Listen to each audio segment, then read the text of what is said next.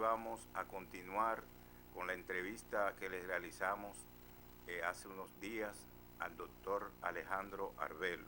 Pero primero debo de agradecer la acogida que me dio Alejandro Arbelo, un amigo, en su casa, y a Ninosca Velázquez, su esposa, que también fueron muy corteses ayer en su hogar y en la biblioteca de Alejandro Arbelo, que fue donde realizamos esta entrevista. Ellos facilitaron su casa y también ahí pudimos desarrollar el programa. Un día que no era tan fácil dedicarlo a esto de entrevista y de filosofar, porque era un domingo, día feriado, pero además de eso, era el Día de los Padres. Por eso va mi doble agradecimiento tanto al doctor Alejandro Arbelo como a su esposa Ninosca Velázquez por concederme la oportunidad de realizar el programa en su hogar, es decir, la entrevista. Vamos a pasar a esa entrevista donde el doctor Alejandro Arbelo hace una panorámica de lo que es la filosofía en sentido general y aterrizamos en lo que es su importancia en la República Dominicana. Un análisis que es de actualidad porque en realidad se han producido muchos cambios a nivel de la tecnología, de la ciencia, del pensamiento y del desarrollo humano en esta época. El doctor Alejandro Arbelo entonces va a continuar con su exposición sobre esos aspectos de la filosofía. A continuación entonces seguiremos con esa entrevista, después presentaremos la cápsula al final y la despedida de este programa. Entonces los dejo con la entrevista de ayer realizada a Alejandro Arbelo Polanco.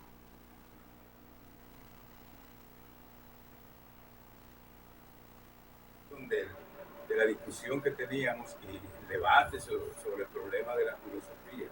¿Cuál es la importancia de la filosofía en un momento como este, donde los valores y se han perdido muchas cosas que nosotros teníamos hace varios años, décadas, como eran cosas que eran básicas, como era el respeto, no el individualismo, sino la solidaridad, también la preparación, nosotros teníamos otro ánimo de estudio, de preparación. Bueno, de preparación ahora que estamos en tu biblioteca.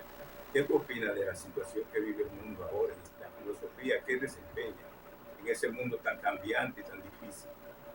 Bueno, la filosofía diríase que es una empresa humana que trata de rescatar, de mantener esos valores eternos que dieron forma a Occidente, que son los ideales del bien, la verdad, la justicia, y eso no ha perdido vigencia. Pueden cambiar los moldes, pueden cambiar las condiciones materiales de existencia, pero el hombre siempre tenderá a buscar como un horizonte esos valores, el bien, la verdad, la justicia, porque creo que eso es lo que nos da sentido, lo que le da razón de ser a la vida del hombre, al paso del hombre por la tierra.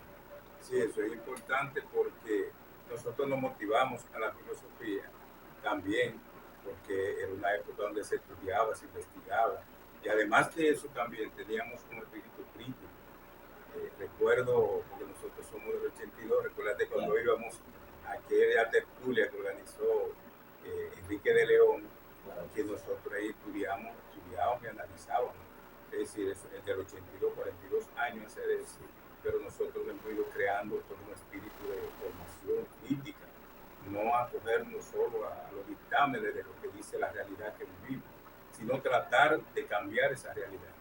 De alguna manera, esa es una de las tareas del saber filosófico, un poco reaccionar que se nos impone, en este caso que se nos impone a través de los medios de comunicación, de las redes sociales e incluso de la lengua misma, porque es que con la lengua heredamos una interpretación de la realidad. Y el primer la primera versión de lo que es el mundo lo tenemos a través de la lengua. O sea, cuando nacemos no sabemos qué es lo bueno, qué es lo correcto, qué es lo bello, y a través de la lengua esos valores penetran en nuestro mundo interior en un tiempo en que nosotros no tenemos ni siquiera la posibilidad de evaluarlos, de ponerlos en duda, de decidir si los aceptamos o no, sino que sencillamente llegan y se colocan, se sitúan en nuestro mundo interior. Y una primera función del quehacer filosófico justamente es esa pregunta por el qué soy, porque el mundo te dice quién tú eres, te pone un nombre, te señala un lugar en la sociedad.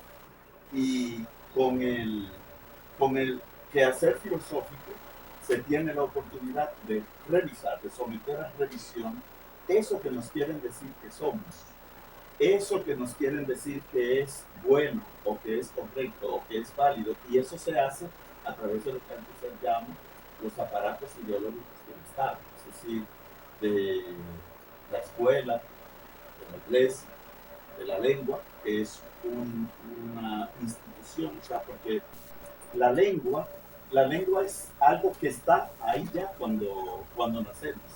Y nuestro entendimiento lo que hace es que se inserta en él. O sea, la lengua tiene unas estructuras y unos valores, unos saberes, unas visiones que son las que luego calcan en nuestros particulares entendimientos. Sí, sin embargo, a pesar de que la lengua tiene esa influencia en el quehacer filosófico, hay otras disciplinas también que se vinculan mucho. ¿Cuál tú crees que son las disciplinas más primordiales para hacer filosofía? Bueno, para hacer filosofía, una disciplina capital es la lógica. La lógica, que es lo que Platón llamaba dialéctica, es decir, esa capacidad que tiene nuestro entendimiento para crear relaciones, para hacer caracterizaciones, para elaborar conceptos, para hacer clasificaciones y divisiones. Eso es lo que Platón llama dialéctica, o Sócrates. Y es lo que posteriormente se ha llamado pensamiento crítico, que es una expresión que se en la actualidad. Pero me temo que muchos de los que usan la expresión pensamiento crítico, tomada muy probablemente del inglés critical thinking, no saben bien de lo que están hablando, porque el pensamiento crítico justamente a lo que nos incita es a pensar por nosotros mismos. El pensamiento crítico a lo que nos incita es a preguntarnos por el fundamento de nuestras creencias, de nuestras percepciones, de nuestras vivencias, de nuestro ser en el mundo, de nuestro estar en el mundo. Y no creo que eso sea del interés de los políticos, ni de los estados, incluso democráticos actuales. Y eso es una paradoja porque se supone que la democracia implica la existencia de un sujeto que se llamaría un ciudadano con capacidad de forjarse un punto de vista personal, un punto de vista propio acerca de lo que se le plantea.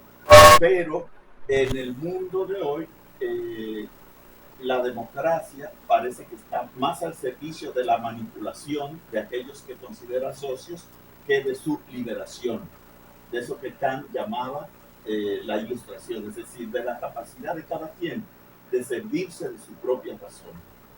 Hoy, por ejemplo, hay expresiones al uso, hoy, por ejemplo, se dice que el fundamento del sistema democrático son los partidos políticos falsos, es el ciudadano, pero el ciudadano no existe porque la ciudadanía no es algo dado, algo con lo que se nazca. La ciudadanía es algo que hay que conseguir. Y se supone que el sistema educativo debería convertirnos en ciudadanos, pero nos convierte en ciudadanos, es decir, en personas con capacidad de vivir y convivir con los demás, personas conscientes de sus derechos, pero también de sus deberes. ¿Quién está educando a la humanidad hoy? Y cuando decimos humanidad en sentido específico, lo que queremos decir es dominicanidad. ¿Quién está formando las dominicanidades de hoy? El sistema educativo dominicano, las universidades, los partidos políticos o las redes sociales y la lengua franca, la lengua, el román paladino, aquella en la que cada quien habla su vecino. Y ahí es que está la situación. Es difícil ahora porque la educación, por ejemplo, en la filosofía debe servir para crear un espíritu crítico, para crear un espíritu de dudar de todo y someter todo a la reflexión, porque esa es la gran ventaja que tiene la filosofía, que te da esas tres herramientas que te permiten comprender y acercarte más a la realidad. Exacto, la filosofía, todo lo que procura es que ante cada situación, ante cada concepto, ante cada proposición, cada juicio, cada filosofema, cada, cada acontecimiento, nos preguntemos siempre, ven acá, ¿y tiene que ser así necesariamente o podría ser de otra manera? ¿Qué es lo que usted me quiere decir con lo que está expresando? ¿O en qué se fundamenta lo que usted me dice? Pero nuestra sociedad, que es una sociedad en la que se ha sembrado el antitrujillismo, es sin embargo una sociedad trujillista, porque en cada uno de nosotros mora un Trujillo que quiere imponer a sangre y fuego lo que cree. Y desde el Estado, por ejemplo, uno lee la prensa nacional y uno se da cuenta que desde el Estado tienen una campaña desde hace como 2 meses, 3, tratando de mostrarnos, de enseñarnos, de inducirnos a pensar que es indispensable hacer una reforma fiscal, un paquete fiscal, aplicar como se llamó en algún momento un paquetazo fiscal, pero nuestra ciudadanía está en capacidad de preguntarse si es necesario o no, si está justificado o no. Por ejemplo, hace 3 días aprobaron 2 préstamos por 700 millones de dólares. Entonces, ¿por qué pensar en aumentar nuestros gastos en lugar de ajustarnos a lo que produce el país? Si seguimos cogiendo prestado, no llegará un momento en que no podamos ni siquiera pagar los intereses, o lo que llaman con una expresión eufemística muy bonita, el servicio de la deuda, es decir, los créditos que tenemos que pagar, porque nosotros lo que hacemos es coger prestado hasta un punto tal en que ya lo que alcanzamos es a pagar los intereses.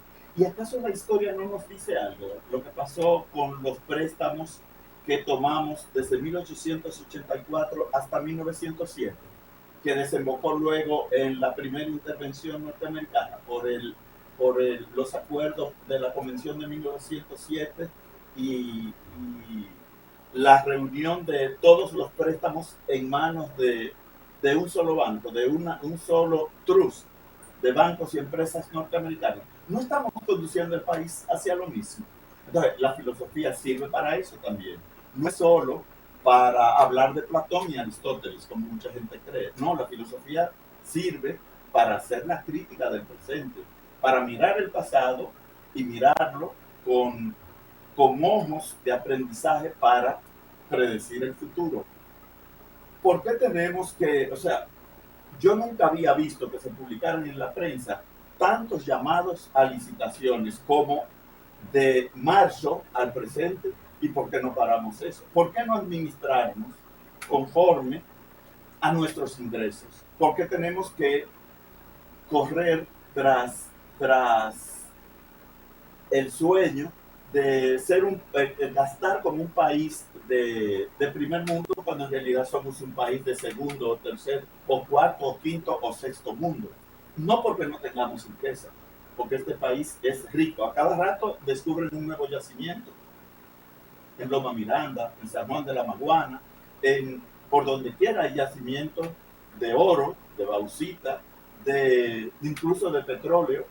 Pero ¿qué hacemos? Esos yacimientos se los entregamos a las empresas internacionales, a cargo de jugosas prebendas para políticos, ministros y legisladores. Y luego endeudamos el país. ¿Y de qué se trata esto? O sea, ¿por qué no pensar, por qué no partir de nuestra realidad y administrarnos conforme a nuestros ingresos y sobre todo explotar nuestra riqueza del subsuelo? Nosotros, por nosotros mismos. Eso conlleva esa crítica y esa forma de expresión de usted, Albert, conlleva a uno a pensar cuáles son los retos y desafíos de la filosofía en el país en estos momentos. Es decir, cómo nosotros enfocaríamos la situación partiendo de esos cambios que se han generado a partir de la cuarta revolución industrial que nos afecta a nosotros también y al mundo entero. Pero cómo aquí nosotros nos plantearíamos el problema de los cambios, los desafíos y los retos al filosofar sobre algunos aspectos que se dan y que nosotros tenemos que enfocar. ¿Cómo nosotros tendríamos que ver esos fenómenos que son nuevos y que debemos tratar de enfrentar y solucionar? Los retos de la filosofía de hoy yo creo que son los mismos de antaño, colega. Los retos de la filosofía de hoy son pensar el aquí y el ahora, haciendo acopio de todo lo que nos ha legado el patrimonio común de Occidente, el patrimonio común de Oriente. Todo lo que hemos heredado nos sirve para ver con mejores pupilas nuestro presente.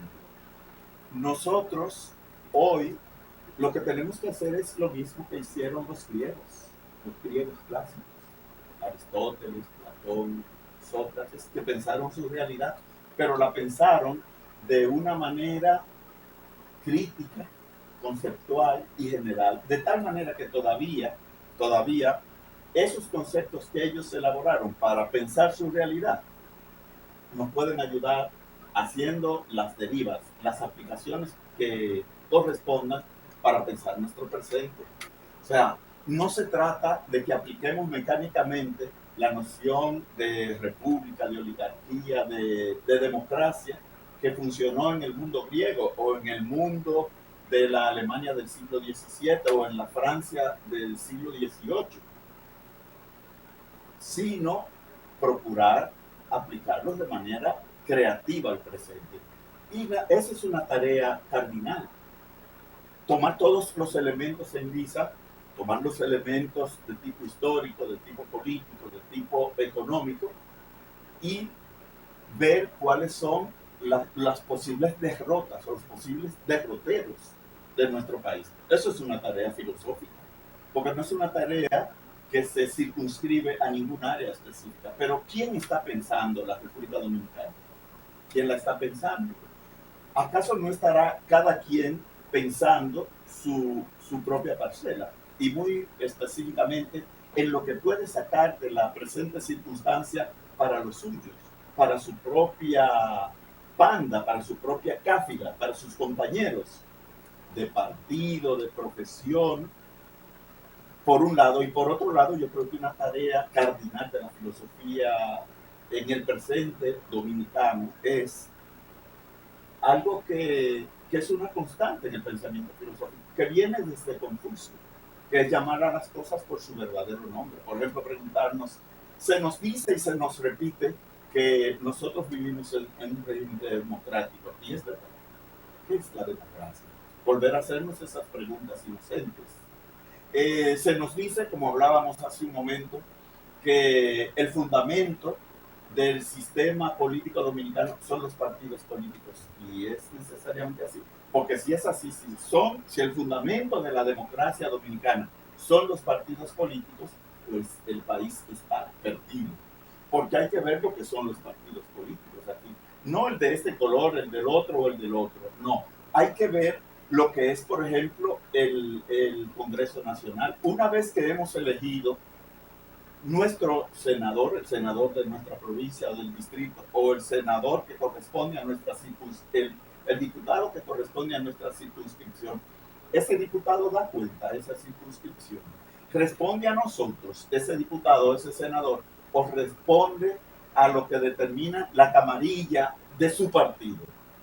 Entonces, así son las cosas, así es como son. Ahora, así es como deberían ser. No estarán jugando a manipularnos mediante las palabras, llamando de un modo, llamando, por ejemplo, reforma fiscal a algo que no lo es.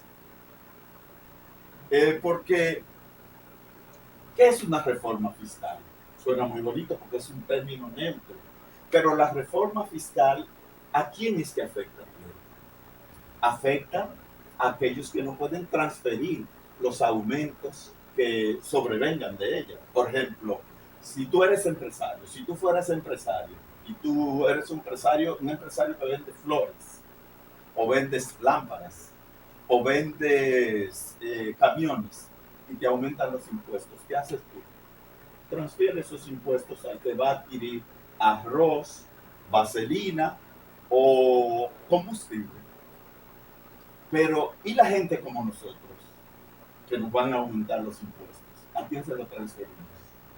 Y los pobres, que son más pobres que nosotros, cuando le aumenten los precios, que es lo que viene necesariamente, que un aumento general de precios, porque todo el que tenga algo que vender va a aumentar los impuestos.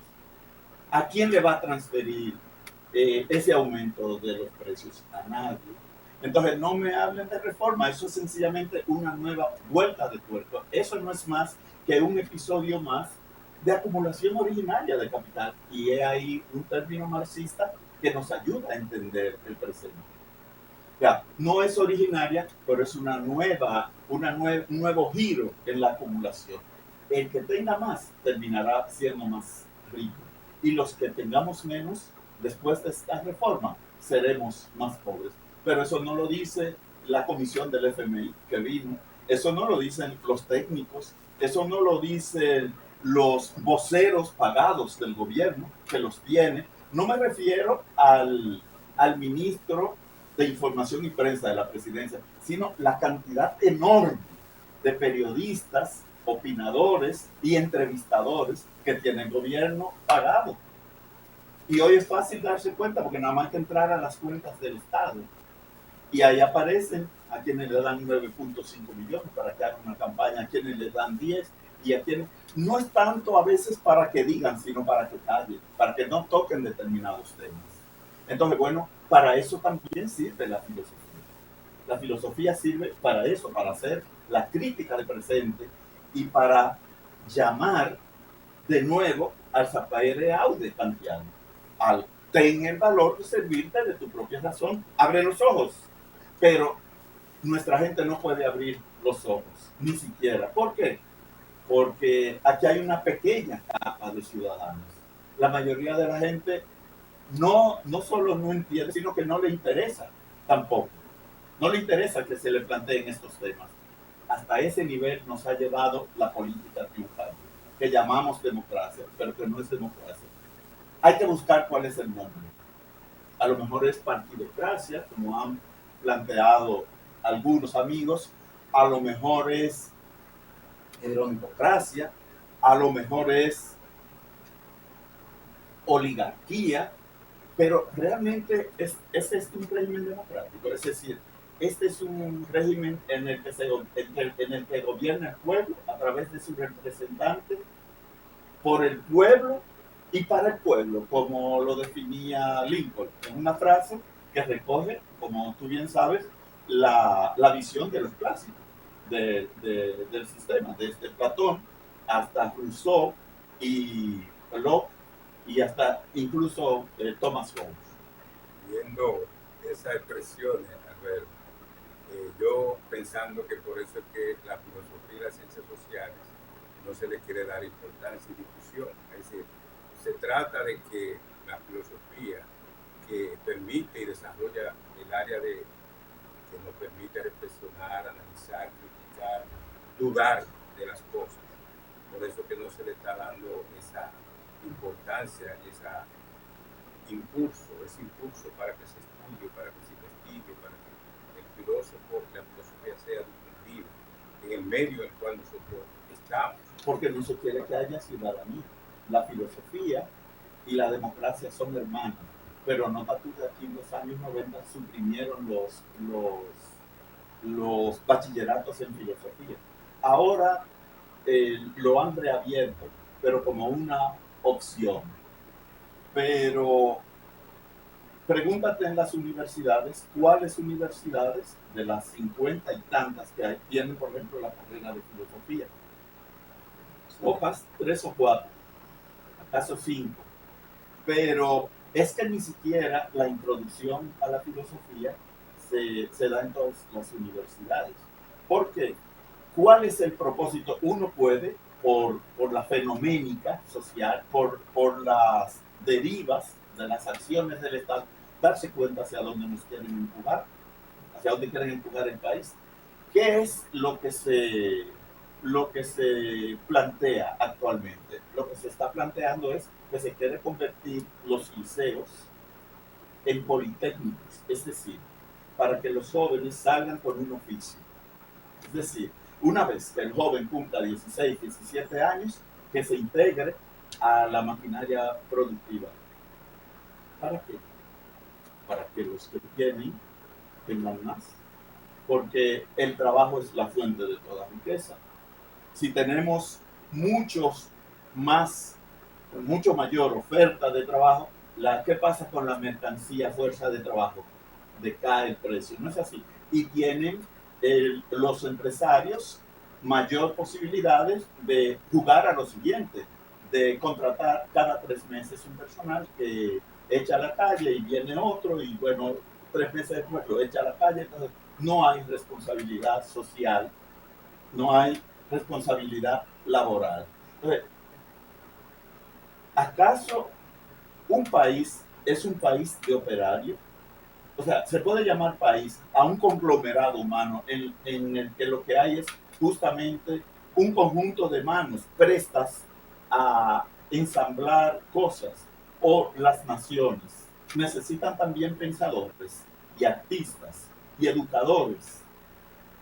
O sea, ¿qué es lo que se quiere?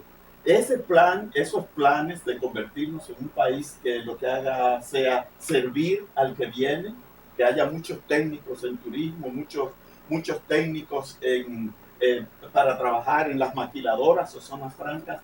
Ese plan es un plan que responde a los mejores intereses de la nación, es decir, estamos debidamente representados por la clase política que ha hecho, sigue haciendo y sigue planteando eso, o esos son planes que vienen de fuera y que nosotros aquí tenemos una cáfila en los cuales están de acuerdo todos los políticos que aceptan mansamente eso.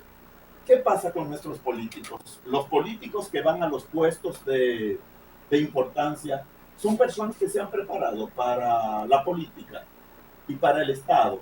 Manejan los conceptos básicos de lo que es un Estado, de lo que es una nación, de lo que es un país, o son personas improvisadas. Y eso no solo pasa aquí, porque hay que ver otros ejemplos, ¿verdad? El ejemplo de Venezuela, el ejemplo de Estados Unidos, el ejemplo de Pedro Sánchez, que como gobernante parece que es muy buen futbolista. O sea, el Martinelli y el de Martinel, el de Haití, que lo que era bailarín. O sea, la democracia realmente está expresando lo que deberían o deben ser las búsquedas de un Estado nacional en esos casos, pero específicamente en el nuestro, que es el que nos duele, que es el próximo, que es el que nos interpela. Entonces, ¿cómo van a querer que haya gente con capacidad de pensar? Porque es que le vamos a descubrir los trucos. Le descubrimos todas las maromas y las manipulaciones. Entonces no se quiere que haya gente que piense con cabeza propia, sino gente que esté presta a obedecer. ¿A obedecer qué? Bueno, lo que dicen las redes sociales, donde tienen industrias, donde tienen fábricas de box para el que disiente, criticarlo en serie, o para tumbarlo, y para que se quejen ante las redes sociales y tumben cualquier discurso crítico que sea. Un conjunto de gente que antes fueron periodistas y que hoy están al servicio del establecimiento, por dinero, porque ahí están los datos de la realidad. No podemos mencionar nombres porque entonces nos haríamos pasibles de... Pero la gente lo puede averiguar. ¿Quiénes son los que antes eran periodistas y hoy son empleados a sueldo? De los gobiernos, no de este, del anterior al anterior y del que vendrá. ¿Cuáles son esos? ¿Qué ha pasado? Que entonces esa gente calla lo que interesa y dice lo que le mandan a decir, y de eso es que se alimenta el pueblo dominicano. Es decir, esta masa que debería ser un conjunto de ciudadanos para poder ser una nación y poder constituirse en Estado. Hasta ahí nos han llevado. Pero no se sorprende porque con estos cambios tecnológicos, con esta revolución prácticamente en la comunicación y en la información, cómo la población no asimila más fácilmente como el conocimiento, como la forma de ver la realidad. Es decir, en otros tiempos se estimulaba la lectura, se estimulaba la preparación, la formación de la persona en el sentido de conocer la realidad, de ver la historia, de ver la sociología, e incluso existían centros de investigación. En la UAS estaba el CERES, que funcionaba en la Facultad de Ciencias Económicas y Sociales, el Centro de Estudio de la Realidad Social Dominicana. Había una serie de tertulias que se hacían, que eran muy importantes también, en esa tertulia que nosotros íbamos, en la Academia de Ciencias, que eso fue en 11 años. Yo prácticamente me hice filósofo, ahí están aprendiendo con ustedes. Pero lo que yo creo, Miguel, que no hay que verlo como pasado. Lo que fue puede volver a ser. Y es cuestión de proponérselo y comenzar con pequeños núcleos, formar pequeños núcleos, porque de esos pequeños núcleos, y no lo digo yo, lo dice un historiador haitiano, Tomás Madiou, en su historia de la isla de Haití. De esos pequeños núcleos, de esas pequeñas tertulias, es que nacen los cambios sociales. O sea, esos pequeños núcleos dan origen luego a movimientos sociales.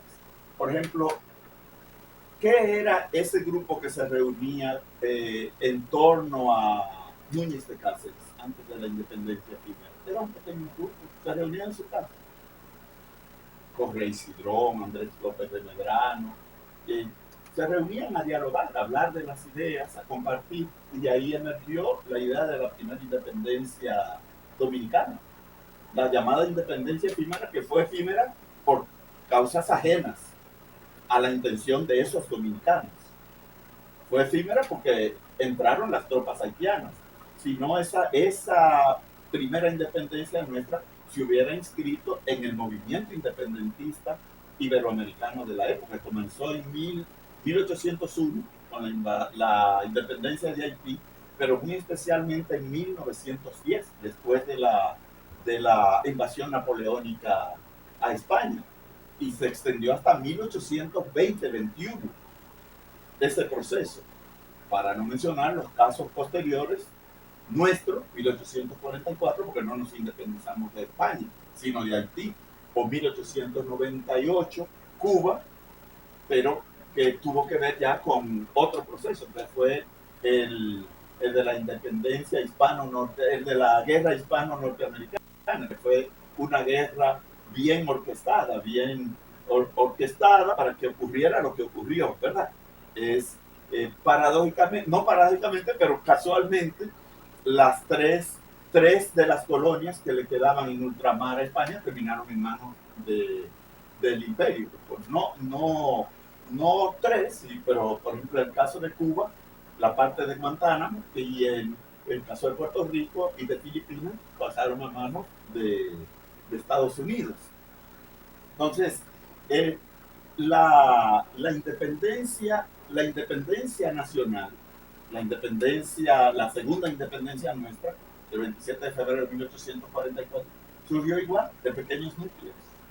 ¿Qué era la Trinitaria? No era un pequeño núcleo que se multiplicaba en grupos de 3. Esa fue la idea de Duarte. El primer grupo fueron 9, y luego cada uno de esos 9 buscó 3. y esos tres a su vez. Y así es como surgen los grandes cambios.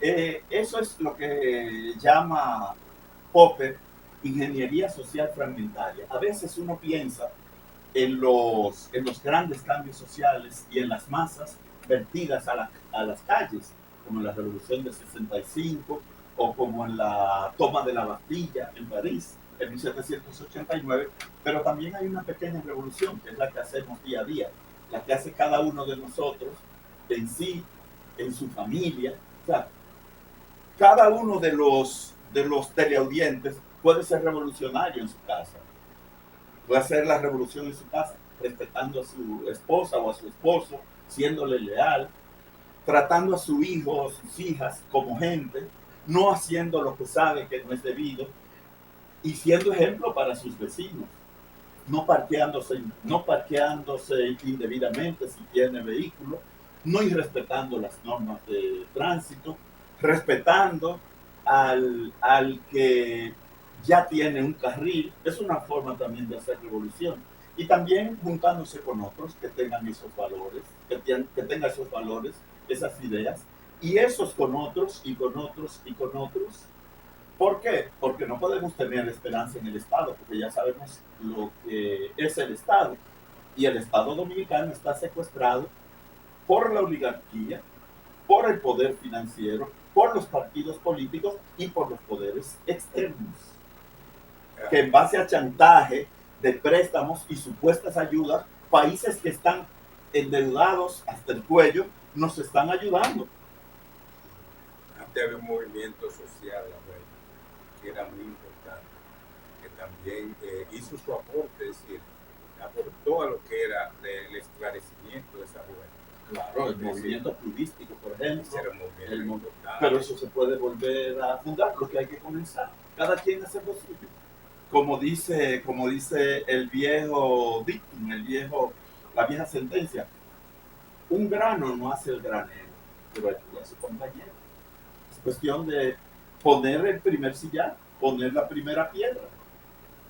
Cualquiera puede hacerlo, cualquiera de los teleaudientes puede hacer eso.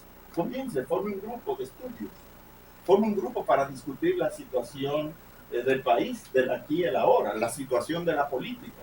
Forme un grupo de estudios y quién sabe, poco a poco nos iremos haciendo una sociedad, una ciudadanía más exigente frente a nuestros profesores, frente a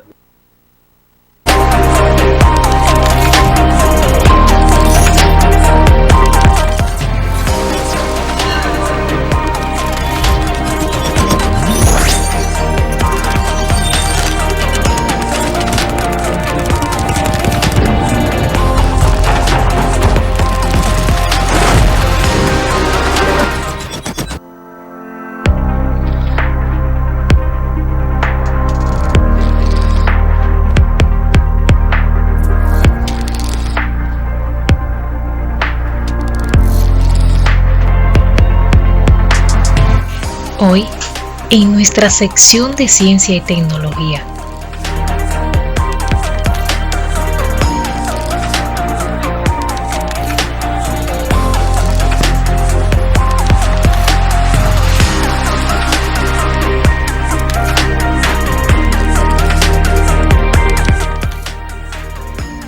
nos adentramos en uno de los efectos menos conocidos, pero igualmente impactantes del cambio climático.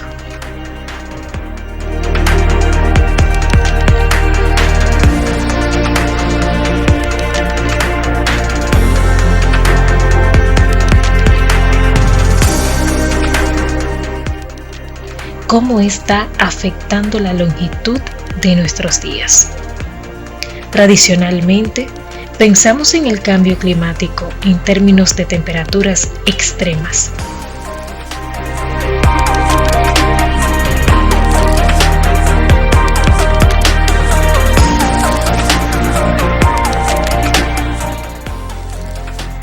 Fenómenos meteorológicos más intensos y la subida del nivel del mar.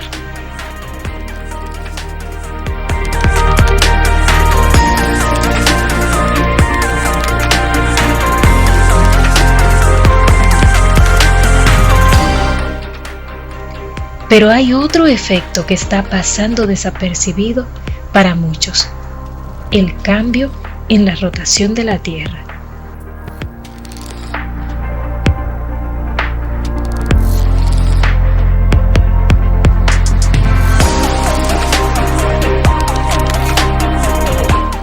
El deshielo de las glaciares y la reducción de la capa de hielo en Groenlandia y la Antártida están redistribuyendo la masa del planeta.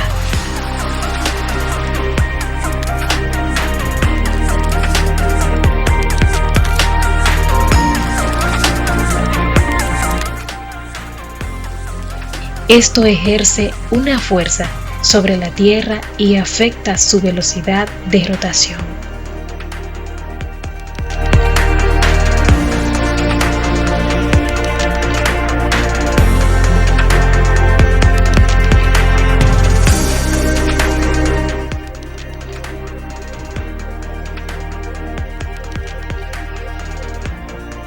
La redistribución de grandes masas de agua debido al deshielo afecta la rotación del planeta.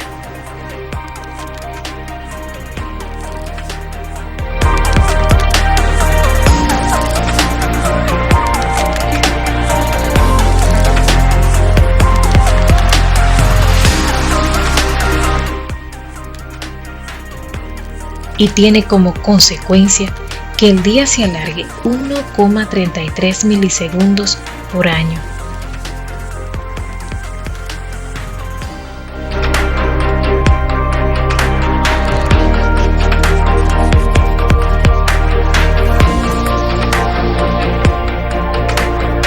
El cambio climático provoca olas de calor extremas, inundaciones, sequías, desaparición de especies, inseguridad alimentaria y desplazamientos humanos. Pero además tiene una consecuencia inesperada relacionada con el tiempo e influye en la duración de los días.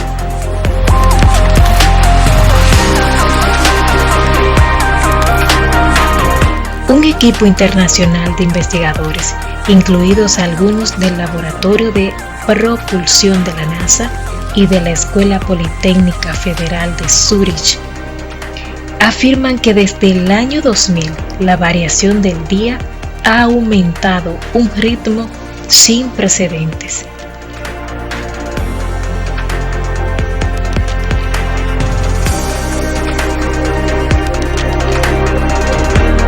Según los autores, que se acelerará aún más en las próximas décadas.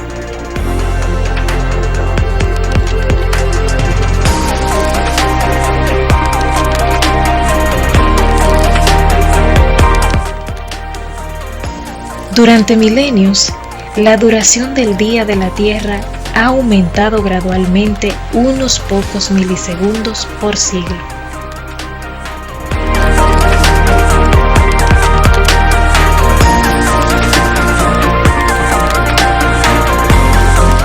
Debido en gran medida a la atracción gravitatoria de la Luna, que ha ralentizado gradualmente la rotación del planeta.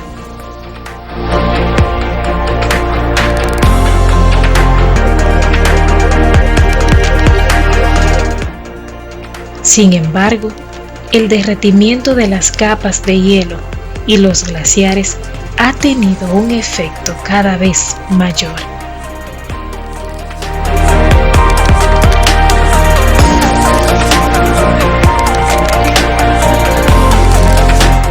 Transportando grandes cantidades de masas de agua desde las regiones polares a las ecuatoriales de la Tierra y aumentando el calentamiento del planeta.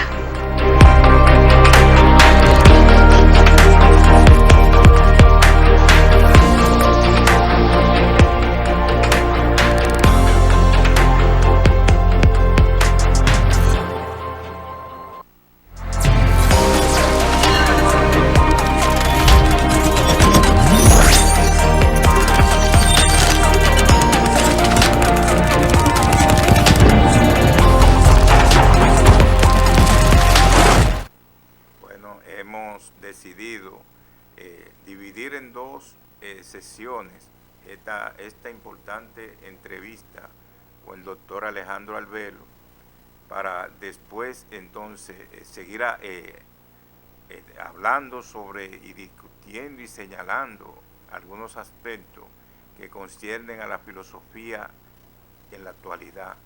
Ese ha sido el tema de hoy, analizar la filosofía, el filosofar en un mundo de cambios, de transformaciones, donde se ha visto la humanidad con una realidad distinta a la de hace 50, 100 años. Se han producido cambios vertiginosos en lo que es la ciencia, la tecnología, la producción, la información y la difusión del conocimiento, ¿por qué no decirlo así también? Entonces, con Alejandro Arbelo vamos a continuar en otra ocasión analizando la filosofía, cómo la filosofía aporta y contribuye al esclarecimiento de la situación que vive el mundo. En este sentido, reitero mi agradecimiento a Alejandro Arbelo, a su esposa Ninosca Velázquez, quienes me acogieron ayer domingo en su casa para realizar esta entrevista. No me queda más nada que despedir el programa y muchas gracias. Será hasta el próximo lunes con Hablemos de Ciencia, Tecnología y Sociedad con Miguel Cabrera. Muchas gracias.